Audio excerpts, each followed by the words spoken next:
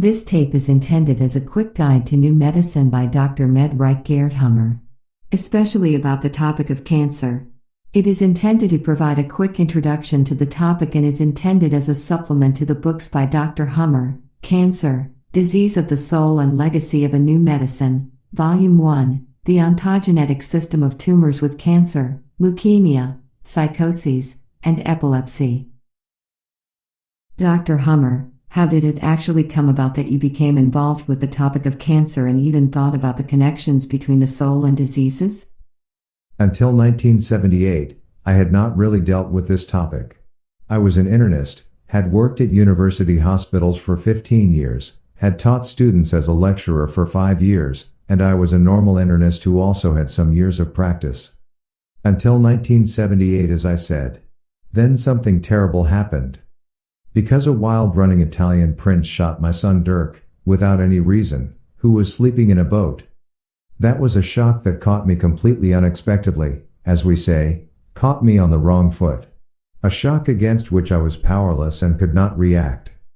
Normal conflicts and events do not hit us so shock-like, but we always have a little time and opportunity to prepare ourselves. These are the normal problems, conflicts that we have. On the other hand, those conflicts for which we cannot prepare, those which hit us shock-like, we call biological conflicts. And so in 1978, I fell ill, with such a biological conflict, a so-called loss conflict with testicular cancer. And at that time I thought, because I had never been seriously ill before, that this testicular cancer must have had something to do with the death of my son. 3 years later, I had the opportunity to work in a gynecological cancer clinic at the University of Munich, where I worked as an internist, and I examined my patients to see if the mechanism worked the same way for them as it did for me. In other words, whether they had also had such a shocking experience of conflict as I had. And I found out, yes. All of them, without exception, had such a shocking experience, and from that moment on they had cold hands, had lost weight, had not been able to sleep at night, and we could reconstruct that cancer must have grown from that moment on. At that time, this view was so completely against all conventional medical ideas, that when I presented this view to my colleagues, I was immediately faced with the alternative of either leaving the clinic immediately, or swearing off. That sounds like the Middle Ages. And how did you react in this situation? Of course, as a Frisian you cannot abjure, especially since I should have abjured without any counter-argument, against my better knowledge, but I left. I suffered a biological conflict during this expulsion, or to be more precise, a huge loss of self-esteem. I can still remember that very well. Because I found it such an outrage that I was expelled from the clinic because of a well-founded new scientific finding that was irrefutable. I would never have thought this possible before. It was very dramatic, because I was able to examine the 200th patient until the last day, and the so-called iron rule of cancer was born on the last day. Perhaps you would like to tell us briefly and in a generally understandable way what the essential criteria of the iron rule of cancer are? The iron rule of cancer is a biological law. It has 3 criteria. The first criterion is, every cancer or cancer-like illness develops with a Dirk-Hummer syndrome, DHS. This means a very severe, highly acutely dramatic, and isolating conflict experience shock. Simultaneously or quasi-simultaneously on 3 levels. First, in the psyche. Second, in the brain, and third, in the organ. DHS is the Dirk-Hummer syndrome. I named it that way because I myself was diagnosed with testicular cancer after the death of my son Dirk, during the shock experience. Since then, this DHS has become the linchpin of the entire new medicine. Because we must now conscientiously try to reconstruct the DHS with all its trappings in every case of illness. We have to try to put ourselves in the specific situation of the time. Only from the situation at that time can we then understand why this problem hit someone as a biological conflict, why it was so dramatic, why the person concerned was isolated at that time or had no one to talk to about it, and why the problem was conflictive.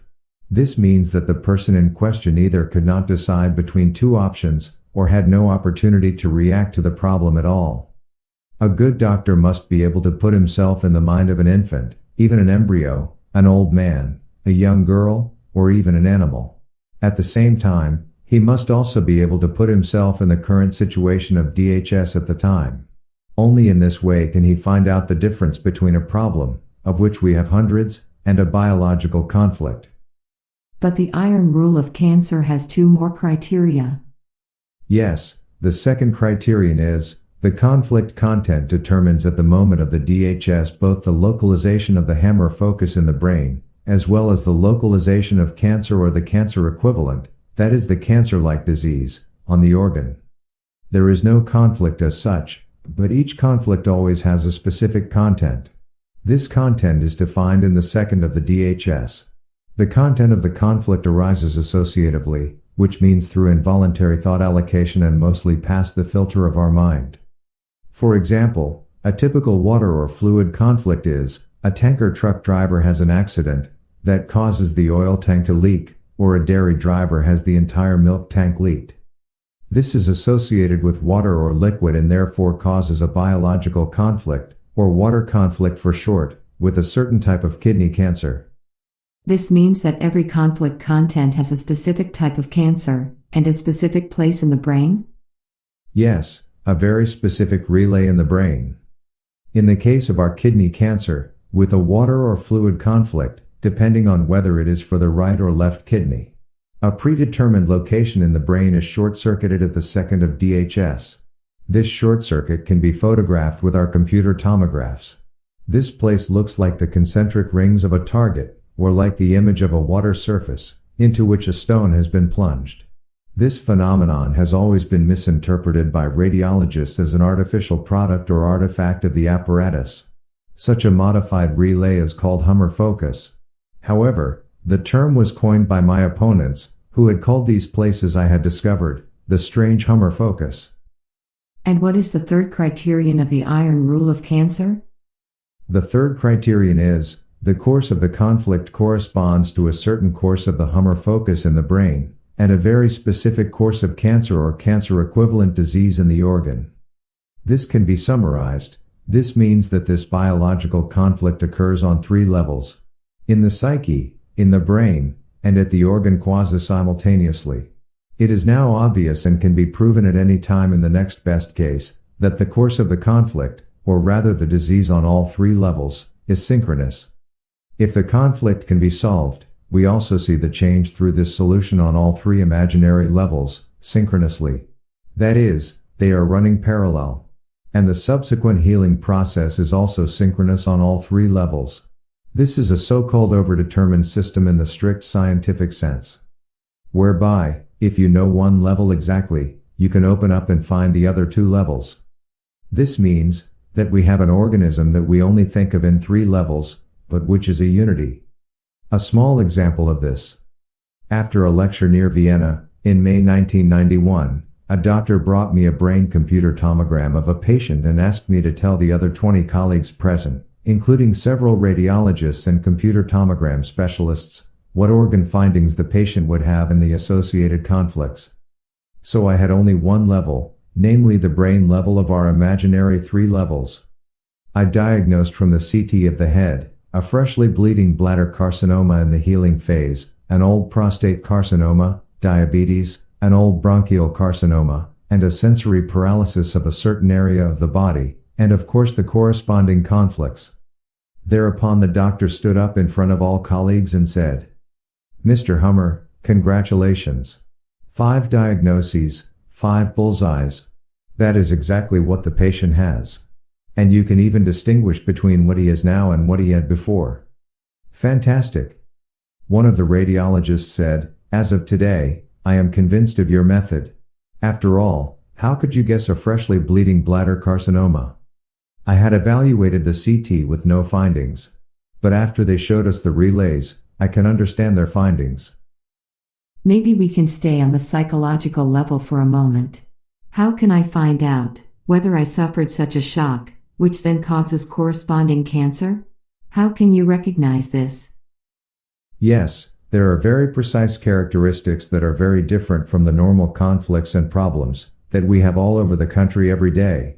Because, exactly from this DHS on, the patient has a so-called permanent sympathicatonia, permanent stress. That means, he has very cold hands and feet. He no longer has appetite, loses weight, he can no longer sleep at night, he thinks day and night only about his conflict. And this state does not change again, until the patient has resolved this conflict. So in contrast to the normal conflicts and problems, we see with these biological conflicts that the patient gets into permanent stress. He makes very specific symptoms. So apart from the growth of cancer and this Hummer focus in the brain, which we can see from the first second in the brain, the patient has psychologically well-known defined symptoms that cannot be overlooked. So what happens when such a biological conflict is resolved? In this case, we see again very clear symptoms on the psychological level, on the level of the brain, and the level of the organs. On the psychological level and the vegetative level, we see that the patient suddenly no longer thinks about his conflict day and night. He suddenly gets very hot hands, he gets good appetite again, sleeps well again, gains weight again, which he had lost in the conflict active sympathicotonic phase. However, he becomes very weak and tired, sometimes he can only lie down. However, this is by no means the beginning of the end, but a very positive sign. This healing phase takes different lengths of time, depending on the length of the previous conflict. About as long as the conflict lasted. At the climax of the healing phase, in which the body has stored a lot of water, we see the epileptic or epileptoid crisis, with different symptoms for each disease. From this crisis on, the body excretes the edema water and slowly returns to normal. At the same rate, the patient notices that his or her strength is slowly returning.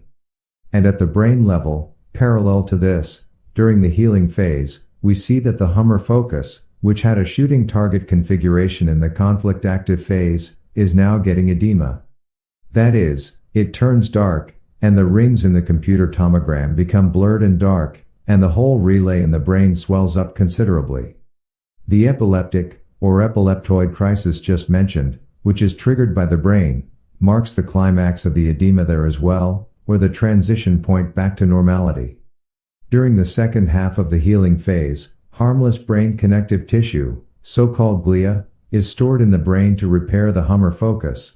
This completely harmless brain connective tissue, which we can stain white in CT with an iodine contrast agent, was previously often wrongly regarded as a so-called brain tumor and operated on, in complete ignorance. The brain cells themselves can no longer multiply at all after birth.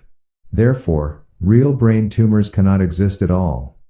On the organ level, we now see what was previously considered the most important thing, that cancer no longer grows. This means that with the conflict resolution, which we call conflictolysis, with the beginning of this conflict resolution of the biological conflict, the cancer growth stops as well. And this is a very important finding, which at the same time pre-programs the therapy, so to speak. We also see very specific repair processes at the organ level, which we will discuss in more detail later. The epileptic crisis also occurs on the organ, together with the corresponding phenomena on the other two levels.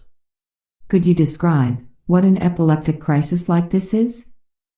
The epileptic crisis is a process that Mother Nature has practiced for millions of years on us. It occurs on all three levels simultaneously.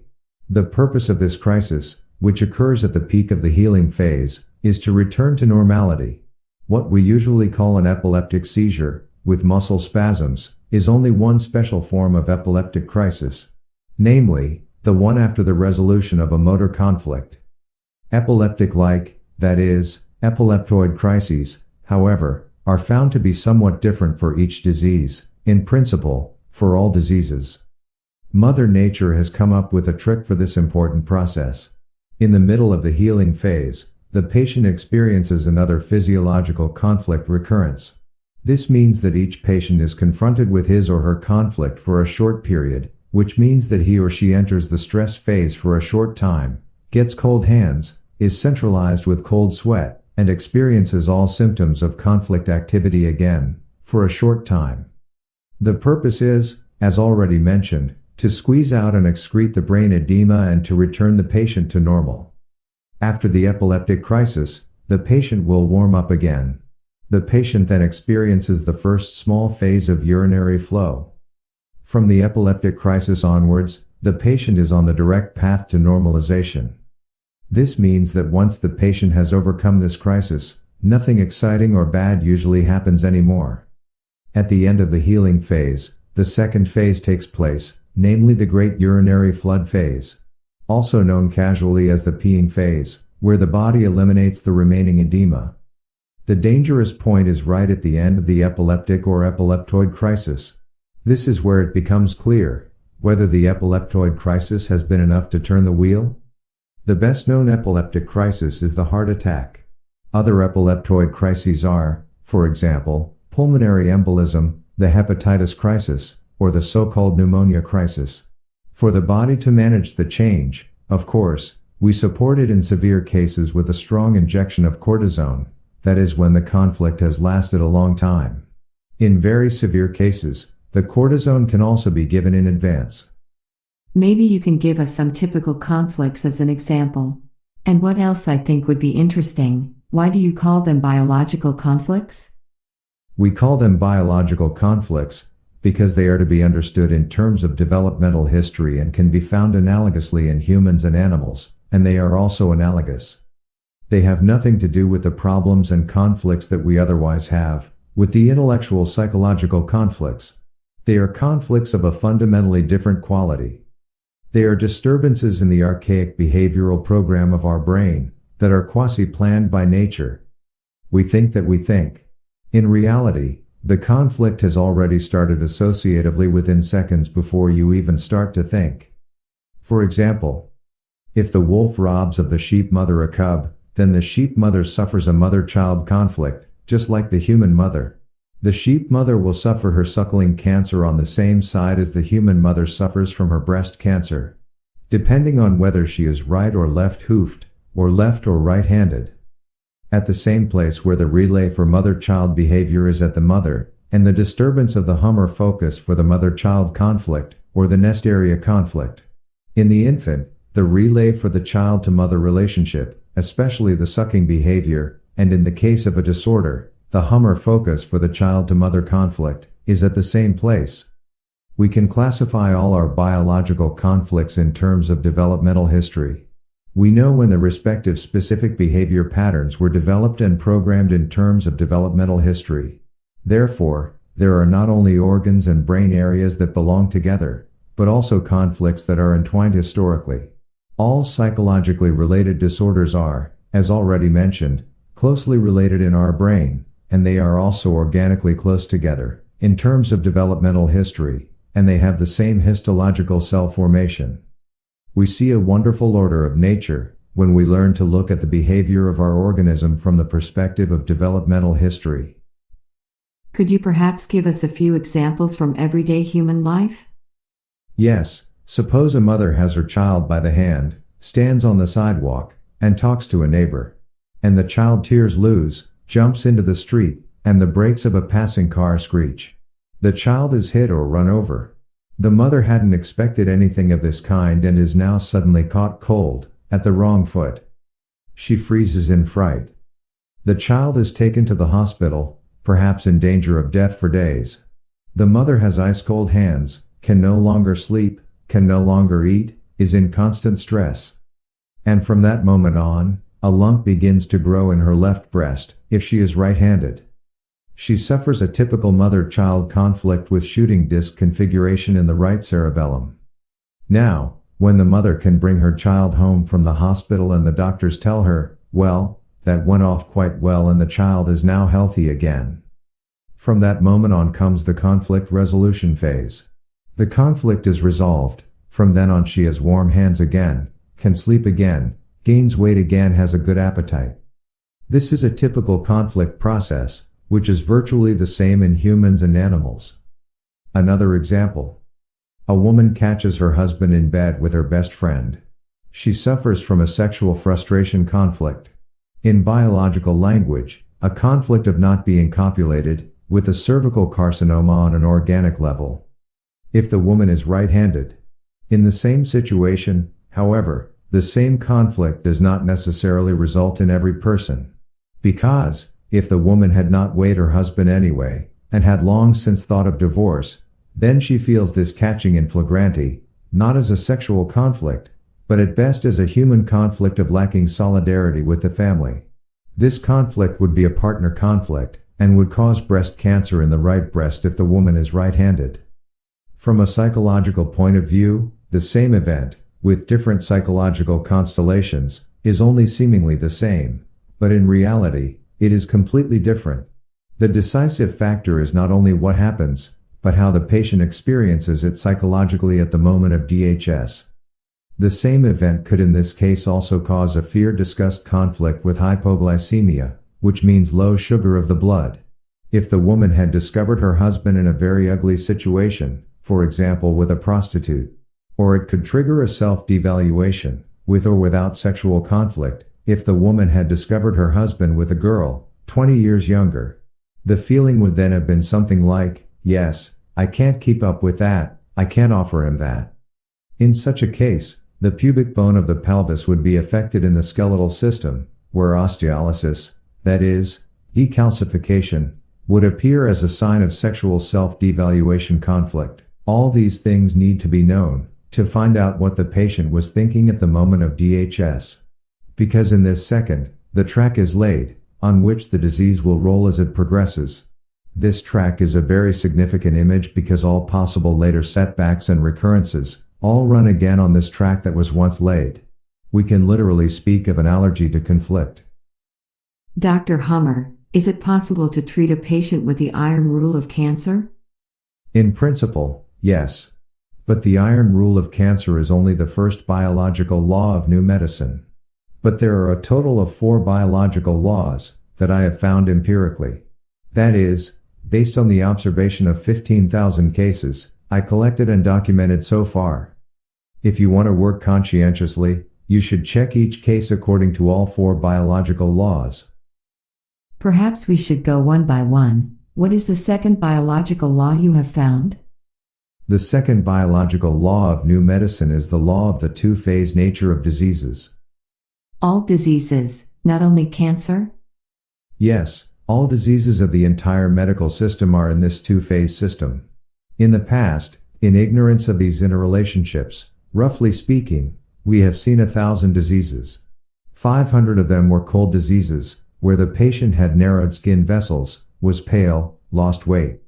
The others were 500 hot diseases with fever, dilated vessels, good appetite, but great fatigue. All these supposed diseases were considered to be diseases in their own right. Now we know that none of this was true. They were only half illnesses each, and consequently we now only know, roughly speaking, 500 diseases that are 2-phase. The first phase is always the cold, conflict-active, sympathicotonic stress phase. And the second phase is always a hot, conflict-active, vagatonic healing phase, provided there is conflict resolution.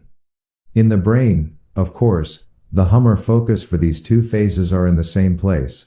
We can also say that it is the same Hummer focus. In the conflict-active phase, it has sharp-shooting target rings, and in the healing phase, these rings dissolve into edema. From these examples, we can see that these biological laws, of which we will discuss the last 2 in a moment, are valid for the whole medicine, not only for cancer. Even the old deer, which is chased away from the territory by the young deer, is in constant stress and suffers a biological conflict, namely a territorial conflict, with a Hummer focus in the brain on the right, approximately above the right ear. The deer now races and thinks only of conquering its territory back. It does not eat, it does not sleep, it loses weight quickly because it is in constant stress. It has heart stings, angina pectoris. Organically speaking, ulcers, that is, small ulcers in the coronary arteries. And he runs at full speed. And as soon as he succeeds, by running at full speed, in driving his rival out of the territory and reconquering it, from that moment on he is in permanent vagatonia.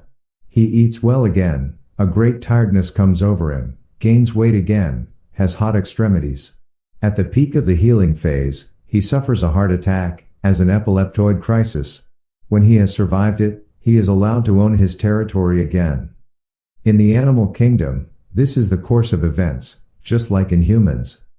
In the case of a man, the farm, his own business, His family or his workplace would perhaps correspond to his territory. With humans, we have several partial territories. Even a car can be a territory.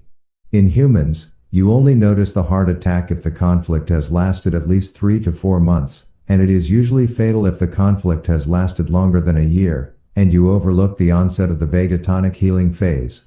A brain CT helps to diagnose this situation quickly. One could perhaps ask oneself why the physicians had not long ago recognized the regularity of the two-phase nature of all diseases, when the two-phase nature is so perfectly regular? The answer is as simple as it was difficult before. It was simply because only a part of the conflicts finds a solution. If the conflict cannot be solved, the disease remains single phase. This means that the individual remains in conflict activity, emaciates more and more, and finally dies of debilitation or cachexia. Strictly speaking, the law of the two-phase nature of the disease therefore only applies if the individual can achieve a conflict resolution. Nevertheless, this law is optional for every disease or conflict, since in principle, every conflict can be solved in this or that way. Dr. Hummer, what is the third biological law you have found? It is the ontogenetic system of tumors and cancer equivalents. What does the term ontogenetic mean? The term ontogenetic here means that all diseases in medicine can be derived from the developmental history of humans. How have you come up with this term? I have observed a great many cases. Up to the point where I discovered the ontogenetic system of tumors and cancer equivalents, about 10,000. And I worked as a good scientist should work, purely empirically. So I documented all the cases, collected the computer tomograms of the brain and the histological findings, and then I always put them all together and compared them. And lo and behold, a breathtaking result emerged that had previously been considered impossible. There was a system. There were many patients in whom a compact tumor grew in the conflict active phase, that is, a cell proliferation.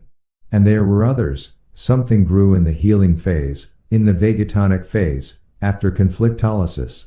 And that could hardly be the same. So there were two kinds of cell proliferation.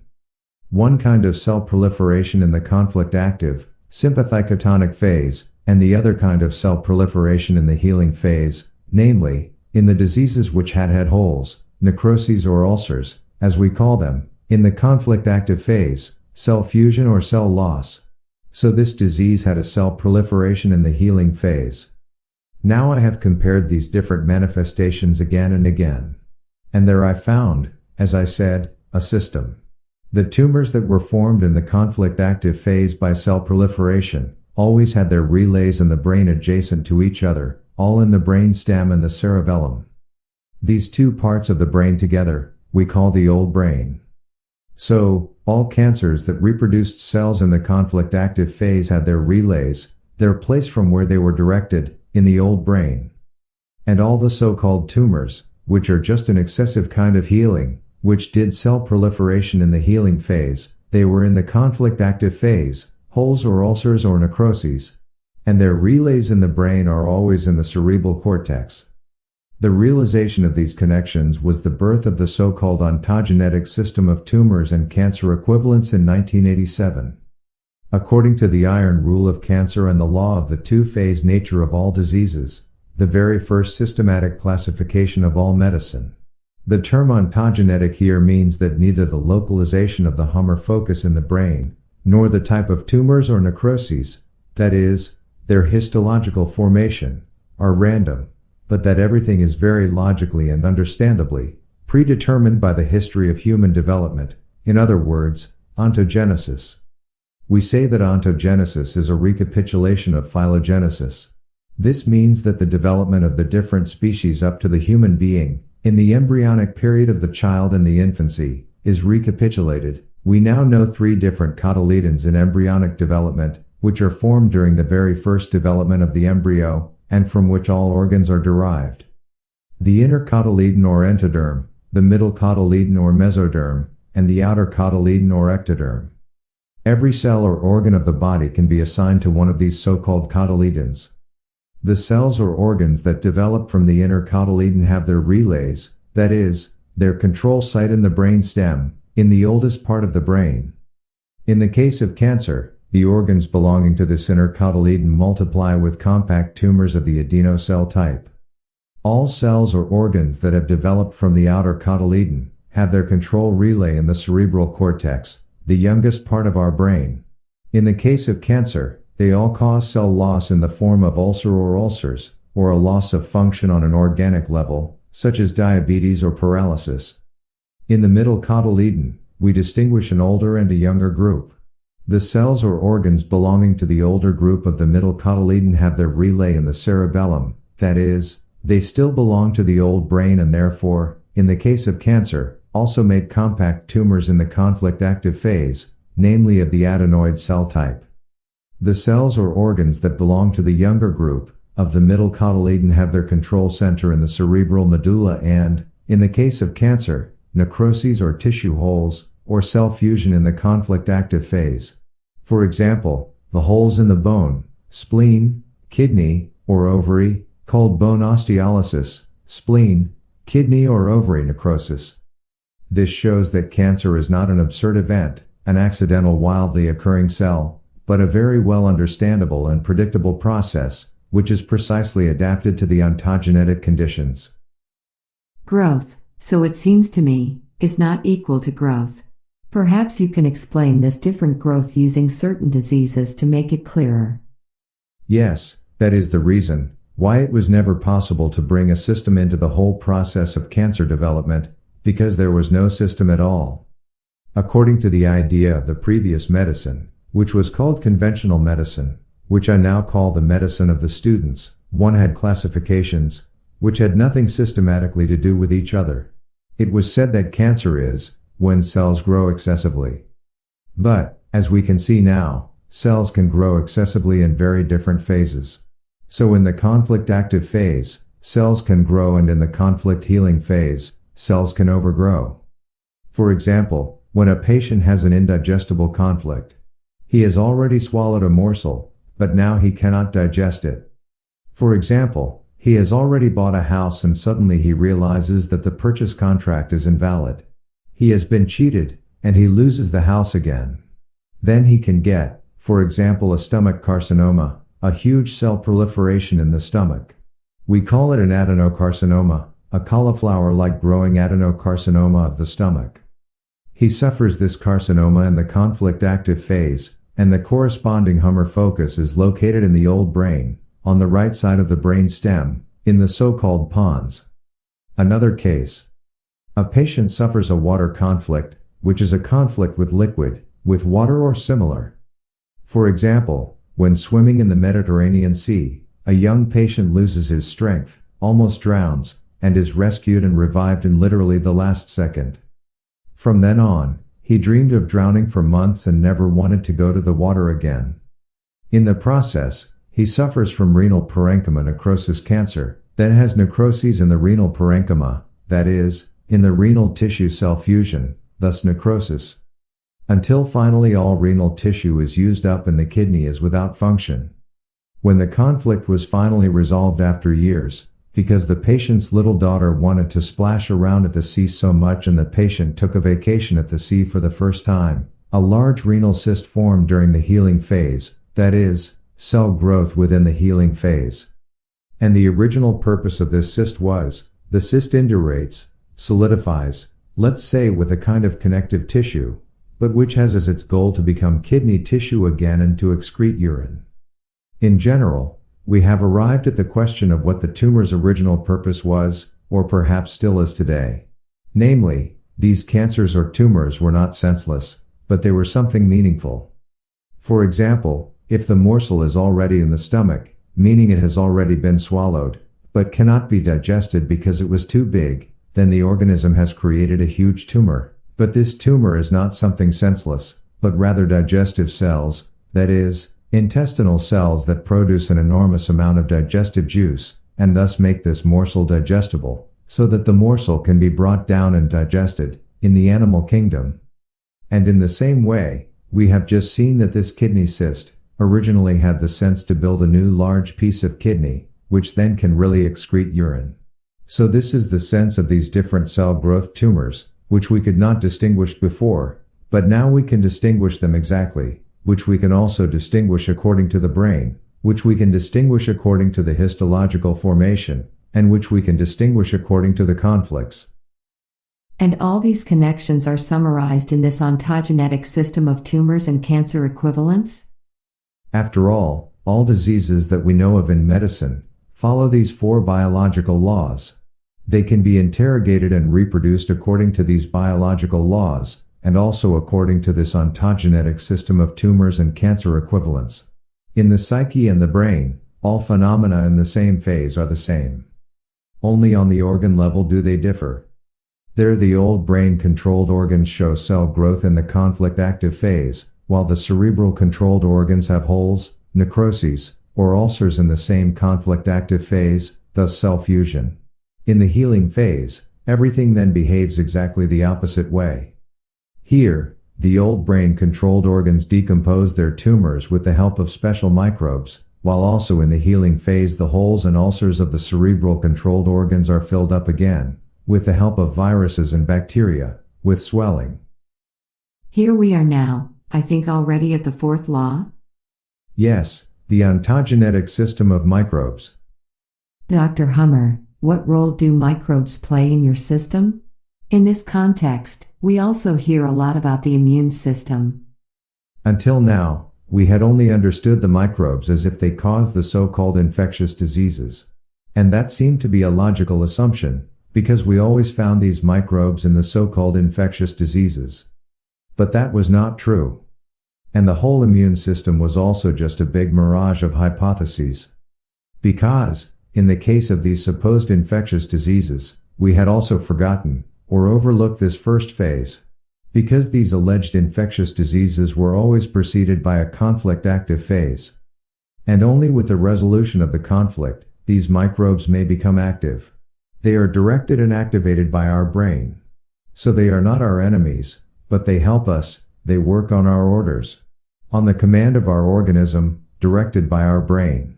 And they help us in the sense that they clear away the consequences of cancer that has become superfluous, that is, the tumor, which is no longer needed after it has fulfilled its task.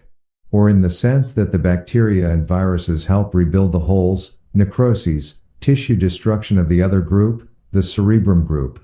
So they are our loyal helpers, our guest workers. The idea of the immune system as the army fighting against the evil microbes was simply wrong. In this context, tuberculosis or pulmonary tuberculosis comes to mind. What did the people have, who 50 years ago were still lying in sanatoriums, to cure their pulmonary tuberculosis? If we leave plural tuberculosis aside for a moment and restrict ourselves to pulmonary tuberculosis, then we can say that pulmonary tuberculosis is always the healing phase after a previous round of cancer of the lung. This lung cancer always has as conflict the fear of death, and is always directed by the brainstem. Grows thus in the conflict-active phase, is diminished in the healing phase by the mycobacteria, the tuberculosis bacteria, if which are present, decompose and coughed up, often also with bloody sputum, which then again particularly shocked humans, and often led again to new death fears. So that we moved in a vicious circle. But with the animals, it works according to plan. The lung tumors are cauterized, coughed up and caverns remain, which have a much better breathing ability of the lung, than the lung had before with these compact round cancers. The lung tumors are cauterized, coughed up and caverns remain, which have a much better breathing ability of the lung than the lung had before with these round tumors. If, however, the tubercle fungus bacteria are missing during this healing phase, the round tumors remain. Today, we often still see these old lung tumors, decades later, which can no longer grow but are inactivated. In the past, we instead used to see many caverns, that is, emptied round focus, when tuberculosis fungus bacteria still existed ubiquitously. Perhaps we are now getting to the practical therapy of conflicts. Is this primarily a talking therapy for you? We can't say, but we don't need this talk therapy as it used to be in psychotherapy. So, you have to talk about any problems with each other. And of course, you have to. But let's look at the animal kingdom again. Because the animal can only survive, solve its conflict, by real conflict resolution. So, the deer can only survive, if it reclaims its territory.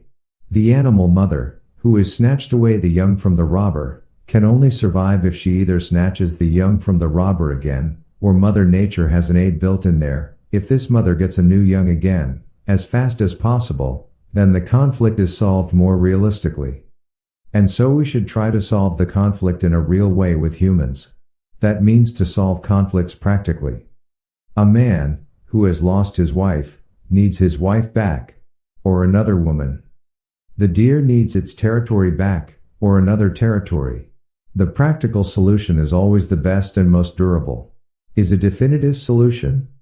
Only when this is not possible, then we humans can try to strive for talk therapy, quasi as a second best possibility, as an escape possibility, so to speak. But also here one must say right from the start that the therapy, which has always been used up to now for all psychological difficulties, has always been. You have to calm down. You have to switch off. You have to take tranquilizers, so that you become calm for the time being. In reality, however, Mother Nature did not program this stress in a senseless way, but only through the stress the individual could solve his conflict. And to find a real solution, you don't have to take away the stress from the individual, but rather increase it, so that he can solve his conflict. If one would give the deer tranquilizers, it would never be able to reconquer its territory. Instead, it would be paralyzed in its activity. We can see that in psychiatry the chronically ill are bred by administering tranquilizers, that is, chemical tranquilizers for immobilization. So that the wind has been taken out of these patients' sails, in any natural ability to solve conflicts. As a result, these poor people can never solve their problems again and often sit behind psychiatric bars for the rest of their lives. Dr. Hummer, how does one work therapeutically with the 4 biological laws you found? We must imagine that the patient has 3 imaginary levels: the psychological, the brain level, and the organ level. Although of course all 3 together form an organism. So the therapy should take place on these 3 imaginary levels, or extend to these levels. First of all, it is necessary to find the DHS, that is, to find this conflict shock including the conflict content, and to define it concretely on all 3 levels. One must work conscientiously and carefully. It is necessary to consider whether the patient is left or right-handed, to determine which of the 2 cerebral hemispheres the patient is working on. We also need to determine the current hormone status. For example, whether a patient is in the sexually mature phase, whether she is pregnant, or whether she is taking birth control pills, for example, which block the ovaries' hormone production, or whether she is in menopause. The same applies mutatis mutandis to men. This is because the hormone change can cause the side of the brain, on which the patient works to change.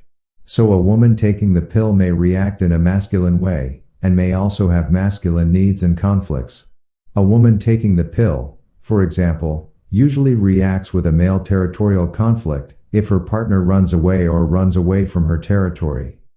It is not only necessary to find the conflict on the psychological level, but also to locate it in the brain, according to the conflict phase we are in, at the time of the anamnesis and examination. And of course, this conflict, this cancer of the organ, must always have a clear correspondence to this Hummer focus in the brain. This means that every specific location in the brain always has to have cancer at a specific place in the body, and vice versa. We have already talked about the fact that the conflict must be solved, starting from the psyche. This is best done in real life. The conflict is based on a real problem. Thus the child of the mother, which is ill, which has an accident, must become as healthy as possible again. A man who has lost his job and therefore suffered a territorial conflict must either find another job or create a substitute territory by joining an association or by retiring, by devoting himself to a hobby. For each conflict, there are usually several possible solutions. In nature, many solutions are already programmed into the system. For example, in the past, many lambs were eaten by predators. The sheep mothers solved their conflict by quickly becoming pregnant again and giving birth to new lambs. Basically, in humans, the pregnancy stops from the third month of pregnancy, any conflict, and no cancer can continue to grow, since pregnancy is an absolute priority in nature. On the cerebral level, we have most complications in the healing phase, when the local cerebral edema occurs as a sign of healing, when the cerebral pressure comes, and when we have to be careful that the patient does not fall into a coma, if possible. In this phase, coffee, tea, dextrose, vitamin C, Coca-Cola, and an ice pack on the head, as in grandmother's days, can help in lighter cases. In severe cases, the remedy of choice is currently cortisone in its tolerated retard form. Cortisone is not, for example, against cancer, but is a purely symptomatic remedy for brain edema and all organic edema in the healing phase. For example, against bone pain, caused by swelling of the periosteum. The general principle in severe cases is: drink little fluid, keep your head elevated, avoid direct sunlight, and if possible, do not lie on the side of the brain edema, if you have lateral brain edema. On the organ level, the only therapy that has been attempted so far has been to remove the tumor, or what was previously considered a tumor. No matter whether this tumor had grown in the conflict active phase or whether it was a healing phase cell growth. No matter. Everything was cut away. This level is now completely new. Once the conflict has been resolved, the tumor must, in the rarest cases, still be operated on or otherwise removed by radiation. But these are now only the exceptional cases. Healing cell growth tumors, as they should be correctly called, rarely require surgery, and only if they are mechanically very disruptive, if the patient feels significantly impaired by them, for example as in the case of a large renal cyst, or a large spleen that has formed during a healing phase following previous splenic necrosis. Spleen necrosis in turn was the organic substrate of a bleeding and injury conflict, with sinking thrombocytes in the conflict active phase, and in the healing phase with so-called splenomegaly, that is, an enlargement of the spleen. This means that we have to reshuffle the cards, so to speak. Based on the findings of the new medicine, we have to think carefully about what else we have to do, what makes sense, and what we no longer need to do. Because if we give a patient the choice today, of whether he or she wants to have a small intestinal tumor operated on, of which he or she knows for certain that the associated conflict has definitely been resolved, and that this tumor will therefore almost certainly never grow any further, then in 99.9% of cases the patient will, of course, tell us, "Doctor, let's leave this tumor where it is. It will not bother me for the next 30 or 40 years of my life." Dr. Hummer, can you explain why the iron rule of cancer is called iron rule of cancer?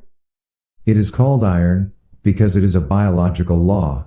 Just as a biological law, for example, is that a child always has a father and a mother, so two are always involved in the process of creating a new child. So in the new medicine, we have 4 biological laws, which are quasi-iron. The first is the iron rule of cancer. The second is the law of the two-phase nature of diseases. The third is the ontogenetic system of tumors and cancer equivalents. And the fourth is the ontogenetic system of microbes. All these laws are iron, just like the iron rule of cancer. And all of them are reproducible in the strict scientific sense. That is, verifiable in any next best case. If you have a biological law, it only says that there is a rule of how something happens, according to which law. It does not say what you program into it. That means, according to the same mathematical rules, you calculate debts and credits. What is decisive is what the organism programs into it. If it programs the conflict resolution, that is, if the conflict is resolved, then the therapy runs almost automatically. If it cannot program this conflict resolution, that is, if this conflict remains unresolved, then this individual dies according to the same rules. Therefore, these biological laws are called iron biological laws. What role does the factor time play in this context? Especially about the complications that can be expected during the healing phase? The patient naturally asks the doctor, "Doctor, how long will it take approximately until my illness is cured again?" And here of course we come now, when we have worked well, found out the DHS and found out the time of conflict resolution, then we can calculate how long the conflict lasted. We can also find out how strong the intensity of the conflict has been, if we have a good history. And from this conflict duration and intensity we can estimate the conflict mass. And normally it is so, that in 90% of the cases no significant complications occur during the healing phase. The remaining 10% remain. Where the conflict lasted for a long time, the intensity was perhaps very strong, or both, and the patient therefore had a large mass of conflict, which can now make complications after the conflict has been resolved in the form of brain edemas and especially the epileptic or epileptoid crisis within the healing phase. This complication must be known. They are only really bad in 10% of cases. Can also occasionally lead to death. But since we know this now, and since we have been able to prepare ourselves for it in advance, and since we have been able to take countermeasures with our medication, especially with cortisone, these complications have largely become controllable. So that today we can bring patients through this healing phase, who would almost certainly have died in the past. Most importantly, however, with all these complications the patient now has a completely different attitude towards his or her disease. Because he now realizes that the doctor knows about the course of the entire disease, that is, the conflict active phase and the conflict resolution phase. And he can control every single intervention or every single therapeutic step in a really meaningful way and according to the situation. This builds up a great trust of the patient towards the doctor. And this is also justified. This means that we can now use the new medicine to treat in a targeted and knowledgeable way what we were unable to do in the past according to the old conventional medicine. By knowing the entire course of the disease, the patient hardly ever panics anymore. Who used to panic when the doctor told him he had purulent angina? Nobody. What was a purulent angina? Answer: the healing phase after a tonsil adenocarcinoma. Today, doctors are increasingly taking sample excisions from the tonsils and telling the patient, which is correct, that they have a tonsil carcinoma. The result is that the patient, who is not familiar with the new medicine, falls into total panic. This can be responsible for new conflict shocks, for example cancer fear panic, or fear of death panic, which then trigger a new cancer, which then apparently brilliantly confirms the doctor's initial diagnosis. And what happens in the animal? In the animal kingdom, we virtually never know the occurrence of so-called metastases. A professor from Klagenfurt once put it this way: the Hummer calls us all morons. He says, the animals are lucky. They do not understand the voice of the primaries. That's why they do not get metastases. Are there no metastases in your opinion? Clip and clear, no. Instead, what the ignorant medical students considered metastases were new cancers, based on new conflict shocks. That means first of all iatrogenic, that is, diagnosis and prognosis shocks triggered by doctors. The fairy tale of metastases was a fairy tale of nothing but unproven and unprovable hypotheses. Never before has a researcher been able to find a cancer cell in the arterial blood of a so-called cancer patient. Because that is where they would have to be found, if they were to swim to the periphery, meaning the outer areas of the body. Also the hypothesis fairy tales, that the cancer cells would have changed on their never observed way through the blood, on the way, and for example a colon cancer cell, which had made a cauliflower-like compact tumor in the intestine, would have suddenly migrated into the bone, where it could turn into bone atrophy, are the bright insanity and of medieval dogmatism.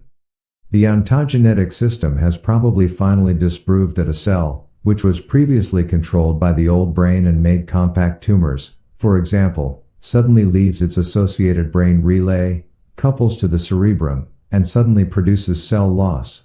One can assume that about 80% of the second and third cancers are caused by the insane machinery of the current conventional medical pseudotherapy of the medical students. Dr. Hummer, what role do the so-called carcinogenic substances play in cancer? Carcinogenic substances, or for example healthy nutrition? Can cancer be prevented or slowed down? Carcinogenic substances do not exist. So many animal experiments have been carried out and never one really found out that a carcinogenic substance exists in any animal experiment.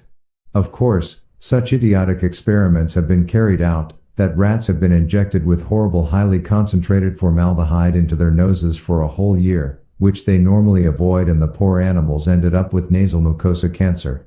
But they didn't get it from the substance, but because the poor rats disliked the substance, they suffered a conflict for the nasal mucosa. So a DHS, a biological conflict of not wanting to smell, we can put it this way. We also know that it is not possible to cause cancer in organs whose nerve connections to the brain are capped. Nevertheless, in the meantime, we have insanely looked out for almost 1,500 allegedly carcinogenic substances, which were only made into so-called carcinogenic substances by such idiotic animal test arrangements. This does not mean that all these substances must be non-toxic for us, but they do not cause cancer, at least not past the brain. After all, it was previously assumed that cancer is the result of the cells of an organ going wild by chance. All these ideas, that smoking causes cancer, or that aniline causes cancer, or something like that, are all pure hypotheses. They have never been proven and are unprovable. On the contrary, it has been found that 6,000 hamsters smoked with cigarette smoke lived longer on average than those who were not smoked, compared to 6,000 hamsters that were not smoked for 6 years. They simply had overlooked that gold hamsters are not afraid of smoke at all, because they live under the earth. Therefore they have no code in their brain, no warning light against smoke. With house mice, on the other hand, it is exactly the other way around. They get into total fear of death panic at the slightest smoke development and flee. In the Middle Ages, if you saw a swarm of mice running out of a house, you knew that it was burning somewhere. Thus, in some of these mice, smoking can cause lung cancer, which is caused by a fear of death conflict. These two examples may suffice to make it clear that almost all animal experiments that are carried out today are just senseless cruelty to animals. Because in all these experiments, the soul of the animal is regarded as non-existent. In short, there is no evidence at all for carcinogenic substances that act directly on the organ, past the brain. So what about radioactive radiation? The radioactive radiation released, for example, by the nuclear accident at Chernobyl, destroys body cells indiscriminately, but the germ cells and bone marrow cells are affected the most, because they naturally have the highest division rate. When the bone marrow, where our blood is made, is damaged and the body creates a cure, we see leukemia, which is the same as leukemia in the healing phase after bone cancer, which was caused by a self-devaluation conflict. So strictly speaking, we have to say that the blood symptoms of leukemia are nonspecific. This means that they do not only occur in cancer, but every healing of the bone marrow. The fact that hardly any of the leukemia patients have survived is merely because the last remnant of the remaining bone marrow was destroyed by ignorant conventional medicine, with chemo and radiation. So the opposite of what is necessary. In short, radioactivity is bad, destroys cells, but does not cause cancer, because it can only be induced in the brain. And a healthy diet? The healthy nutrition, which allegedly could prevent cancer, is also nonsensical. It goes without saying that a healthy individual, human or animal, is less susceptible to all kinds of conflicts. Just as the rich man gets about 10 times less cancer than the poor man, because the rich man can naturally solve many more conflicts with a thick checkbook. Thus also the strong and healthy animal gets naturally less cancer than the ill and old animal. That is natural, that is in the nature of the thing. But therefore age is not carcinogenic, but the old animal is simply weaker. The old deer is simply weaker and is chased away from its territory more easily than the younger deer, which is in bursting strength. Dr. Hummer, what role does pain play in new medicine? In previous medicine, they were considered a negative sign. Yes, pain is a particularly difficult chapter. There are different qualities of pain. Pain in the conflict-active phase, as in angina pectoris, or in the stomach ulcer. And the other group is the pain in the healing phase, caused by swelling or edema, or even scarring. Pain in the conflict-active phase, such as angina pectoris pain, disappears immediately with conflict resolution. These pains can, if you like, be solved psychologically. On the other hand, the healing pain, which in principle is something positive, can only be effectively tackled if the patient understands the connections and adjusts to the pain as if it were a real big job that he has to do. Of course, there are many ways to relieve the patient's pain medically and through external applications. Basically, pain in humans and animals has a biological sense. Namely, that the whole organism and the organ is immobilized so that healing can take place in an optimal way. For example, in the healing of bone cancer, where the expansion of the periosteum during the healing phase causes severe pain. Or for example, the liver capsule tension, which causes pain during the swelling of the liver, in the hepatitic healing phase. There is also scar pain in the late healing phase. For example, the scarring of the pleural effusion, after pleural cancer. Or with the deridization of the ascites, which represents the healing phase after peritoneal carcinoma. The worst thing is that in current medicine, all patients who have cancer and pain, even if it is only mild, are given morphine or a morphine-like drug immediately. This morphine can be fatal in deep vagatonia with just one injection. It changes the whole brain vibration in a terrible way and takes away the patient's morality completely. From then on, the intestine is paralyzed as well. This means that food can no longer be processed, the patient is will-less and no longer notices that he is being killed, since he was already in the healing phase, and if things had gone naturally, he would have been healthy again within a few weeks. If you tell an inmate in prison that he is to be executed in 2 weeks, there is a huge vortex of pity, even for the worst criminals. But if you told a patient that you were now starting the execution in the form of morphine injections, which would be completed in a fortnight, he would rather endure his pain than be killed.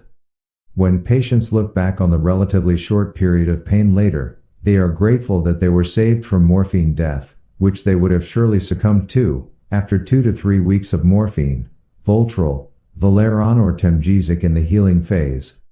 Do the doctors not know this? They ask incredulously. Of course the doctors know this. They take the dogmatic and comfortable standpoint. Pain, that is the beginning of the end, there is nothing more to be done anyway. So let's start right away to shorten the matter. The natural healing of cancer is simply ignored for dogmatic reasons, so that cancer continues to be a terminal illness and the underage patient remains manipulable. How could one summarize the most important aspects of new medicine? What is the central point? The new medicine is a complete reversal of the previous hypothesis medicine. Conventional medicine needed 500 to 1,000 hypotheses and a few thousand additional hypotheses because it did not know anything at all, except a hodgepodge of facts, but always worked statistically. New medicine knows for the first time in the entire field of medicine, according to which biological laws our illnesses proceed. And it knows that they are not real diseases, but that these conflict-active phases are necessary, that they should help to solve a conflict that we had in the framework of nature, and that the conflict is something good for us. And it is now possible, for the first time, that we see our illness in a synopsis, in a total view. On the psychological level, the brain level and the organ level. Exactly according to these 4 biological laws, and medicine becomes for the first time again an art. An art for the doctor who has common sense and warm hands. The new medicine is unstoppable. Neither the new way of thinking, which is breaking down with it. The worst form of human enslavement, namely total alienation from oneself, will come to an end. The fear created by the total loss of natural trust in oneself and one's body, the abandonment of the instinctive listening to the voice of one's organism, will be removed.